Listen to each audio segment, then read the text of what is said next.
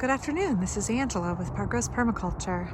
I had not planned on making a video today, but it is just so lovely out, and I went this morning and picked up a bunch of free strawberry runners, and I wanted to talk very briefly about how I plant my strawberries in the spring. But first, I'd like to say a big thank you to Michelle, who is in my local gardening Facebook group. I'm a big fan of the gift economy and of folks being able to source things without monetary exchange whenever possible. So in permaculture, we have 3 ethics, and I really want to talk some more in future videos about that third ethic, which is share the surplus. So I posted in a local gardening group saying, hey, I need more strawberries. I have done a very bad thing, which is my big strawberry bed is right where I end up piling mulch. And 3 times now in the last 13 years, I've ended up killing the bulk of my strawberries because I need a place to store mulch, and I pile it up and I kill most of my strawberries because it's just too deep for them. So pro tip, don't put 6 or 8 inches of wood chips on top of your strawberry beds if you want them to survive. So I posted and I said, hey, does anybody have extra runners? Strawberries throw off babies and they kind of walk around your garden. And someone who's actually a neighbor of mine posted in the group and said, hey, I've got extra of them in my, they've kind of extended into my gravelly area. Would you like to come and dig them up? So I went and did that this morning. So got a huge supply, very graciously gifted to us. So they're right here.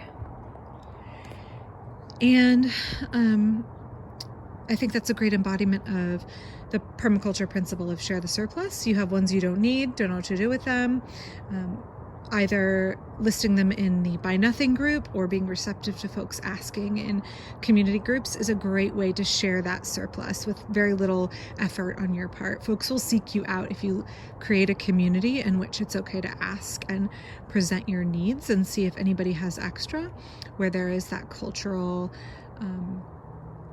sort of expectation of gift economy and expressing needs and the community trying to meet a need, then folks feel much more comfortable asking. So I hope then next year I won't kill all of my strawberries and I will have plenty to share with folks who need them. So when we're planting strawberries, I don't actually know the name of this variety. I'm going to plant them in several places in the garden. My kids eat so many strawberries. Here in the Pacific Northwest, slugs can definitely be a problem, as well as bird predation. So those are things maybe I want to address in a future video, but today I want to talk about planting. So here's the strawberries. You can see they have these runners and they reproduce vegetatively. And so you have the strawberry here with the roots, and then it has a crown. So if we look right here, you can see the crown of the strawberry where the new leaf foliage is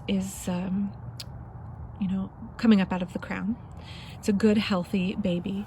And what you want to do when you plant your strawberry is you don't want to bury this crown. So let me show you here. So here you can see this is where the roots begin. Some folks are tempted to pile the soil all the way up to where the leaves start, and you don't want to do that. You want to leave that crown exposed, and your strawberry plant is going to have much less of an issue with fungal problems. This is where it likes the soil, down here, not all the way up here to where the leaves are starting. So typically I have my little patch here, and I'm going to put 4 or 5 strawberries in, and in time they'll fill around this bed. I have a dwarf daylily here, and then I have my Valkenblau rose growing up here, which is a great rambling old rose variety. And I have my spot here. I already have lots of organic matter in the soil, and I've pulled back my mulch. And anytime in my garden, move my pebbles, anytime in my garden when I'm going to go ahead and pull back my wood chip mulch and I'm going to expose the bare soil, I'm going to take that opportunity and work in some amendments. So my soil is dense, kind of alluvial clay. But most folks in a suburban setting, an urban setting, and actually in a lot of places in a rural setting, our soils have been poorly fed, right? So my soil had very little topsoil. I'm going to sit down here. My soil had very little topsoil, and I have been working on building it. And so while I'm building organic matter, one of the things that I need to make sure I'm doing is adding trace minerals. And Trace minerals only really work and become bioavailable to your plants when you have a really good active soil microbial life that can take those rock dust trace minerals and make them available to your plants. So just adding minerals to your soil doesn't necessarily guarantee those minerals will get to your plants, but if you work on fostering a healthy soil microbiome, they do a good job of making things like manganese and potassium and magnesium and calcium, sulfur, iron. They make those kinds of things more available. So here's what I use. Actually, I have an old bucket, and I have a mix of glacial rock dust and azomite and this soil conditioner I get at Concentrates, which has a lot of iron and sulfur in it. So my hope here is that I'm putting these trace minerals back into the soil as grass and landscaping plants over the last 100 years have really stripped my soil of its minerals and its vitality, and not much has been put back in. I need to be diligent about putting that stuff back in. So I'm getting ready to plant these strawberries, pulling back the mulch. Now is the time to go ahead and work in some of those rock dust minerals. So hang tight. So here I'm just going to take a little handful. You need to read the directions on your bag of whatever trace minerals you'll be using to see what the dosage is, basically, the distribution. So you can see all my worms happily moving around in here. And I just want to sprinkle some of those rock dust minerals and kind of massage them into the soil. And I also could take this opportunity to add some fresh compost if I wanted to, although I've already dressed most of the soil with compost in the fall. Now I want to be careful at this point in time that I'm not stirring in my uncomposted wood chips directly into the topsoil, because I don't want to bind up nitrogen for my strawberries. So now I want to take my strawberry babies. If you buy these from the store or order them online, you may find, if they come in a little bundle, that the roots are pretty dry and desiccated. So if you got them under those circumstances, you may want to soak them for 24 hours before you plant them. But mine look pretty good and healthy because I dug them this morning. So again, I want to plant them. And here I'm looking to, you're welcome to, if these leaves here are kind of in your way, the older leaves, you can just go ahead and pinch those off. It's getting ready to throw up a whole bunch of new ones. So I want to go ahead and seat this in here, and I'm gonna know when I'm thinking about where to bury the roots, I know that I'm going to be putting mulch on top. So again, I don't want that crown buried, so I want to just put enough dirt, soil up against the roots here. And then I'm going to go ahead and fill in this bed. So I've got my strawberries in the ground. I'm only going to put about 5 in here. You can see I've stripped off the older leaves, and I'm really careful not to plant my strawberries too deeply. I'm having that crown poking up a little bit. Don't want to mound the dirt all the way up to these emerging leaves.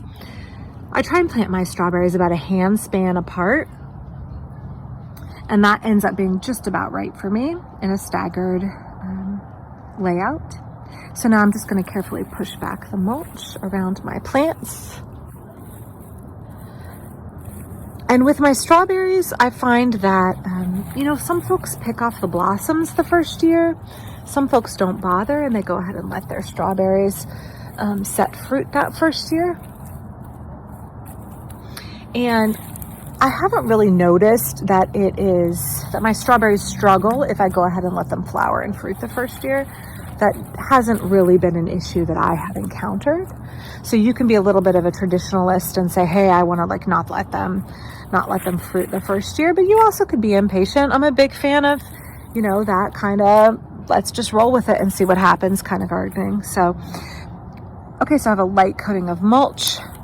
I've got my strawberries in here, also my lavender cuttings, which I'm trying to take care of.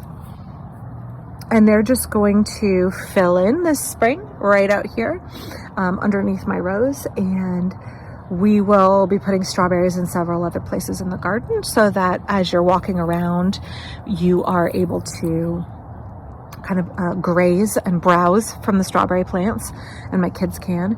But also because I want to make several distinct patches of strawberries, because if I spread them out and have lots of other plants growing in between, I'm going to put some more strawberries down here and some all the way down there.